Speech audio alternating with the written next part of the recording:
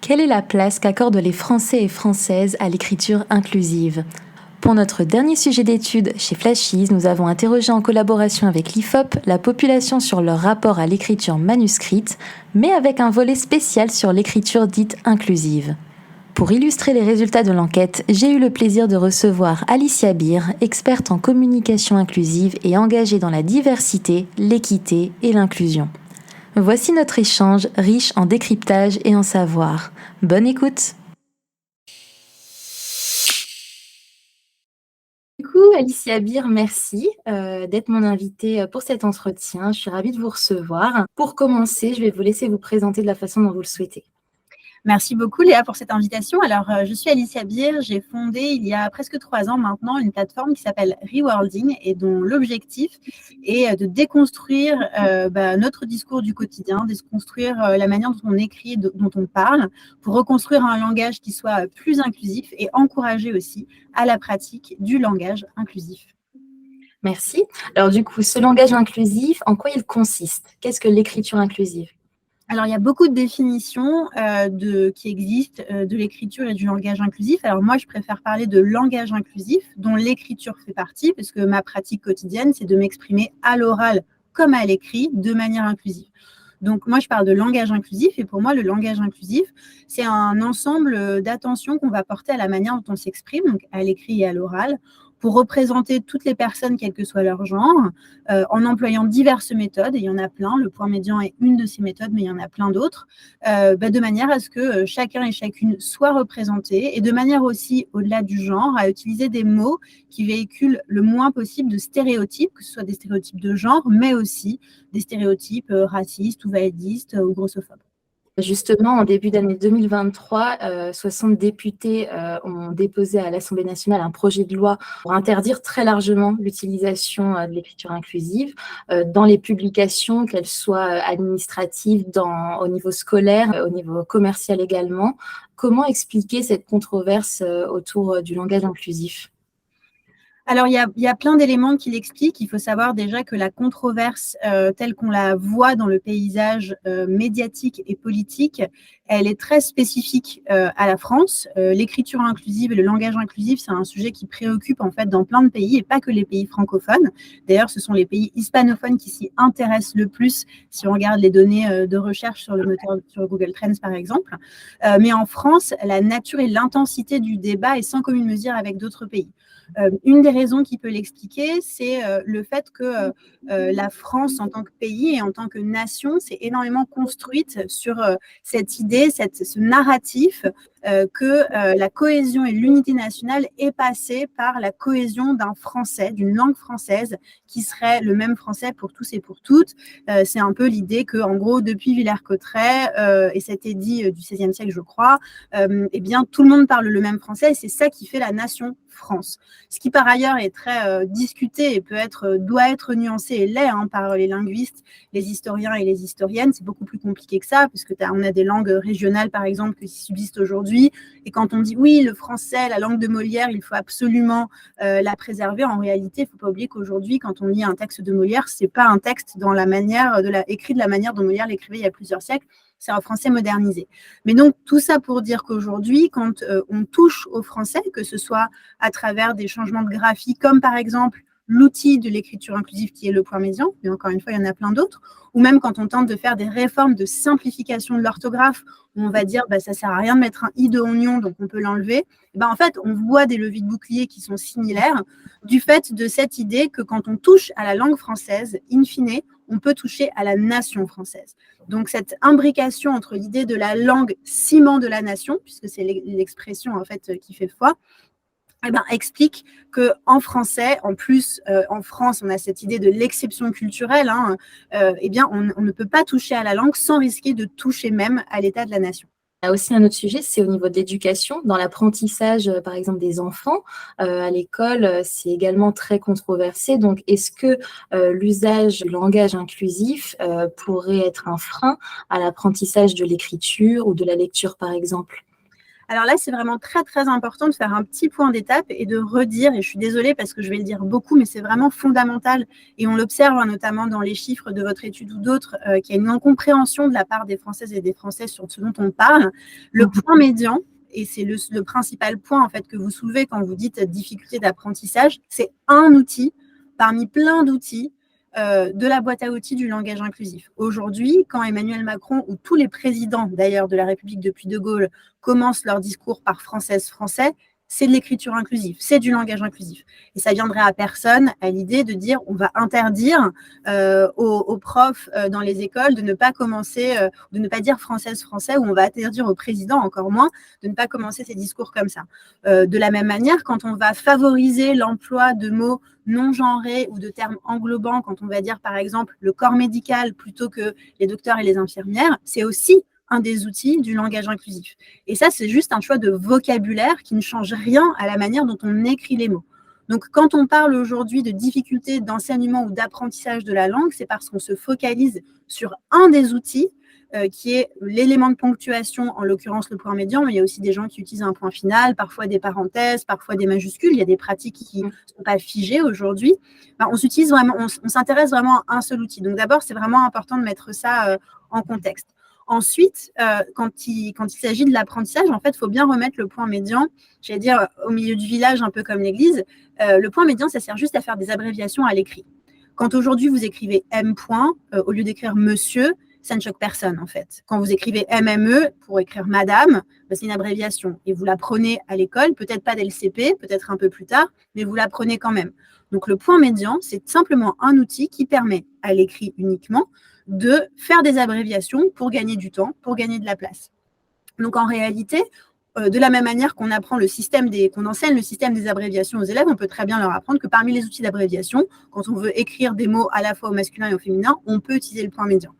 Un élément qui revient aussi également très très souvent, c'est comment est-ce qu'on fait pour les enfants qui ont des difficultés spécifiques d'apprentissage, par exemple tous les enfants ou les adultes d'ailleurs qui sont 10, alors ça peut être dyslexique, dyspraxique, il y a une variété de termes pour parler des troubles 10. Et ce qui est très important de mettre ici en avant, c'est que encore une fois on se focalise sur le point médian. Si on enlève le point médian de l'équation, le problème, c'est juste l'enseignement de la langue française, qui est très compliqué, c'est un autre sujet, mais bon, voilà. Et en réalité, même quand aujourd'hui, on manque de preuves scientifiques pour prouver que le point médian serait plus problématique pour les enfants 10 que pour les autres. D'ailleurs, la Fédération française des 10, qui est une fédération d'associations de personnes 10, a sorti un avis en août 2020 qui disait on ne peut pas aller à l'encontre du langage inclusif parce que dans le principe, on ne peut pas aller à l'encontre de l'égalité entre les femmes et les hommes. En revanche, dans l'enseignement des différentes pratiques du langage inclusif, réservons l'enseignement du point médian aux enfants qui ont déjà un certain niveau en fait d'apprentissage. En gros, on ne va pas commencer direct à apprendre aux enfants voilà comment écrire en inclusif avec un point médian, mais quand la pratique est mieux acquise, à ce moment-là, on peut mobiliser le point médian.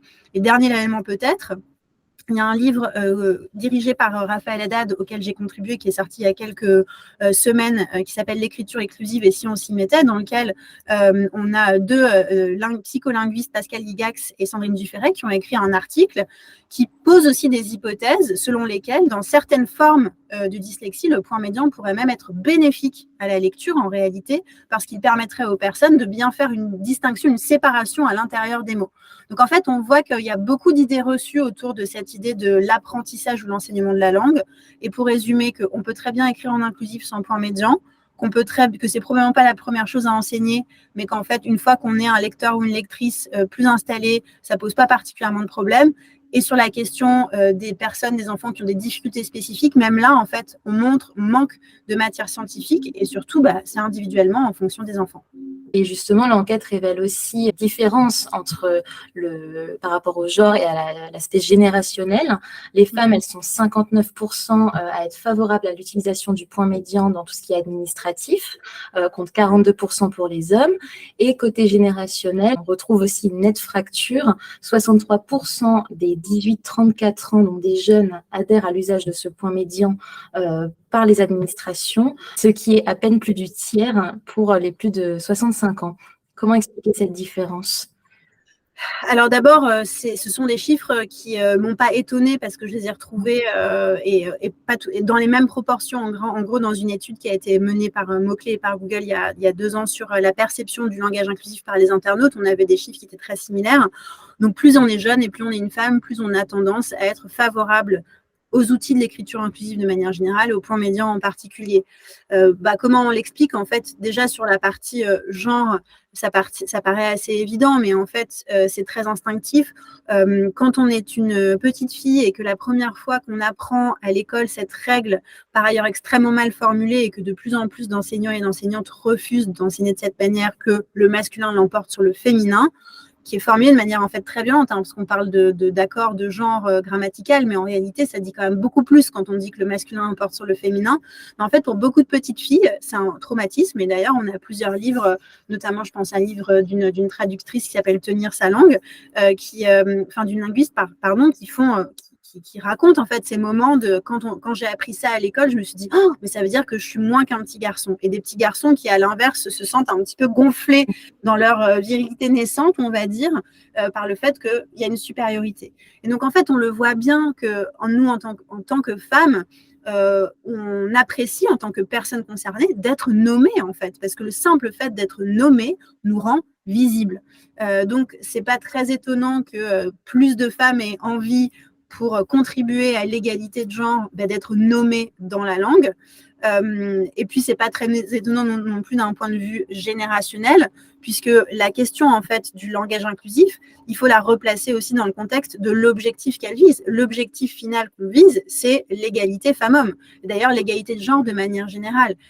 Et aujourd'hui, on sait par d'autres études que les plus jeunes générations sont beaucoup plus éveillées à tout un tas de sujets d'engagement et de valeurs, parmi lesquels l'égalité, la question de la diversité et l'inclusion aussi, que des gens qui ont 50, 60 ou 70 ans.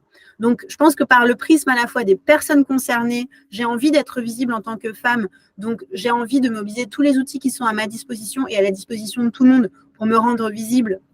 Ça explique la notion de genre. Et après, l'aspect générationnel, c'est un aspect assez commun, en fait, dans l'adhésion, finalement, à l'idée de progrès social, de meilleure représentation et de plus d'inclusion.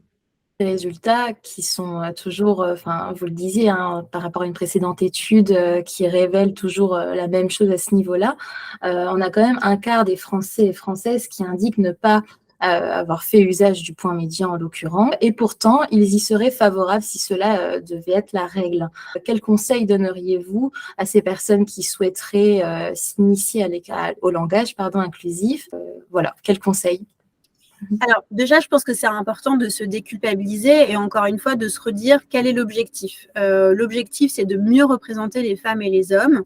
Il y a un outil qui est le point médian, mais il y en a plein d'autres, encore une fois, qu'on peut mobiliser. Je pense que si une personne a déjà pris conscience que la langue française, telle qu'elle est pratiquée aujourd'hui par la majorité des personnes, est très masculinisée, c'est-à-dire qu'elle laisse beaucoup de place dans la langue aux hommes et surtout a conscience des impacts que ça a, parce que là, on se focalise beaucoup sur le comment, mais on oublie aussi quelles conséquences ça a, c'est-à-dire qu'aujourd'hui, on a 50 années d'études de psycholinguistique qui ont prouvé par A plus B et plus d'une fois que parler au masculin dans la langue contribue à générer des représentations plus d'hommes dans nos têtes, qu'on le veuille ou non, en fait.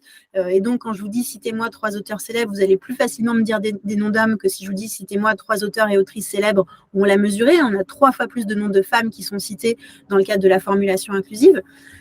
Donc, en réalité, si on est d'accord sur cette prise de conscience, si on a compris que ça a un impact, à ce moment-là, il faut se laisser libre d'utiliser toute la palette des outils. Si le point médian, on n'est pas à l'aise avec parce qu'on a du mal à le faire sur son clavier dans le cadre d'une pratique de l'écriture numérique ou parce qu'on trouve qu'avec son stylo, c'est compliqué de faire, on n'a pas ce réflexe-là, c'est OK. Utilisons une autre des techniques, utilisons la double flexion, par exemple le française-français, utilisons des mots englobants, j'ai dit tout à l'heure, le corps professoral, utilisons des termes épicènes comme les élèves, par exemple, ça marche aussi très bien. En réalité, le principal frein que moi j'ai observé chez les personnes qui veulent avoir une pratique du langage inclusif, c'est surtout la peur, c'est-à-dire la peur de s'afficher en tant que féministe, la peur de passer pour hypocrite parce qu'on est un homme et qu'on écrirait de manière inclusive, la peur de se tromper aussi, la peur de ne pas suivre les règles. En français, certes, il y a plein de règles, on est habitué à nous enseigner plein de règles depuis l'école, mais ce qui fait la règle du français, c'est avant tout l'usage. Et plus des personnes vont écrire de manière inclusive, et comme j'ai dit tout à l'heure, il y a une variété de pratiques. On a aussi bien des points médians, des points finaux, des majuscules, des parenthèses. Et même si moi, j'ai un petit avis, une préférence pour le point médian, qui a l'avantage d'être totalement neutre en termes de symbolique, en fait, c'est OK qu'il y ait plein de pratiques. L'essentiel, c'est d'éviter d'utiliser le masculin générique, ou dit générique tout le temps. C'est tout. Donc, évitez de dire bonjour à tous, mais dites juste bonjour. En fait, parfois, raccourcir, c'est aussi bien que simplifier, c'est aussi bien que de vouloir rajouter. Et peut-être qu'un challenge qu'on peut se fixer individuellement, c'est de se dire cette semaine, je vais écrire un email dans le cadre de mon travail, je vais écrire un message sur un groupe WhatsApp, je vais écrire, je sais pas, une lettre à l'administration, j'en sais rien. Et mon challenge, c'est que cette semaine, dans un des écrits que je produis, je vais essayer de l'écrire avec une intention inclusive et je vais voir ce que ça donne. Et toutes les semaines, on s'en donne un et puis finalement, ça finit par rentrer parce que c'est la pratique ensuite qui vient renforcer finalement la facilité avec laquelle on va spontanément s'exprimer en inclusif. Merci pour ce conseil précieux qui induit plusieurs conseils en un d'ailleurs. Dernière chose que je voulais vous demander, c'est où est-ce qu'on peut retrouver votre travail, où est-ce que vous souhaitez rediriger les personnes qui nous écoutent? Donc, comme je disais, j'ai créé un site qui s'appelle Reworlding, donc comme refaire le monde avec des mots. Vous pouvez me trouver, moi, Alicia Beer, sur LinkedIn, ainsi que Reworlding sur LinkedIn, mais vous pouvez aussi trouver Reworlding sur Instagram.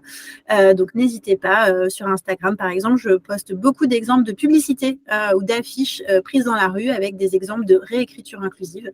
Voilà, essentiellement ça. Très bien, merci beaucoup. C'est la fin de cet entretien. Merci beaucoup, Léa. Merci de nous avoir écoutés jusqu'au bout. Vous pourrez retrouver toutes nos enquêtes sur notre site flashies.fr. Et n'hésitez pas à nous suivre sur Instagram, Twitter ou même LinkedIn pour ne pas manquer nos études originales et interviews exclusives. À bientôt pour une prochaine histoire pleine de statistiques.